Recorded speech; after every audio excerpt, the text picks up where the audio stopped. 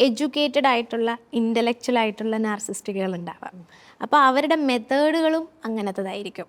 ഇപ്പോൾ covert narcissism പോലുള്ള കാര്യങ്ങൾ. അപ്പോൾ അവർ കുറച്ചും കൂടെ ഒരു അർബൻ സെറ്റിങ്സിലൊക്കെ വളരെ വിദ്യാഭ്യാസമുള്ള അല്ലെങ്കിൽ ഇൻ്റലക്ച്വൽ ആയിട്ടുള്ള ആൾക്കാരായിരിക്കും. But their self esteem is very low. അവരുടെ ഒരു ഫ്രജൈലായിട്ടുള്ളൊരു ഈഗോ ആണെങ്കിൽ അവരതിനെ ഓവർകം ചെയ്യാൻ ശ്രമിക്കുന്നത് പാസീവ് അഗ്രസീവായിട്ടുള്ള കമൻറ്റുകളിലൂടെ, അല്ലെങ്കിൽ വർക്ക് എൻവയോൺമെൻറ്റിൽ മറ്റുള്ളവരെ ബിലിറ്റിൽ ചെയ്ത് സംസാരിക്കുന്നതിലൂടെ, പാർട്ട്ണറിനെ എല്ലാവരുടെയും മുന്നിൽ വെച്ച് പാസീവ് അഗ്രസീവായിട്ടുള്ള കമൻസുകൾ പറഞ്ഞുകൊണ്ട് ചെറുതാക്കി സംസാരിക്കുന്നതിലൂടെ, കളിയാക്കുന്നതിലൂടെ, ബേസിക്കലി വേറൊരാളെ ചെറുതാക്കി കാണിച്ചിട്ട് ഞാൻ കുറച്ചുകൂടെ മെച്ചപ്പെട്ട ഒരാളാണ് എന്നുള്ളൊരു തോന്നൽ ഉണ്ടാക്കാൻ ശ്രമിക്കുന്നതിലൂടെയൊക്കെയാണ് ഈ ഒരു മെത്തേഡ് വന്നേക്കാം. കുറച്ചും കൂടെ നമ്മൾ എഡ്യൂക്കേഷൻ കുറവുള്ള അല്ലെങ്കിൽ ഇൻ്റലക്ച്വലി കുറച്ചും കൂടെ കപ്പാസിറ്റി കുറവുള്ള ആളുകൾ അവരുടേതായ മെത്തേഡുകൾ ഉപയോഗിക്കും.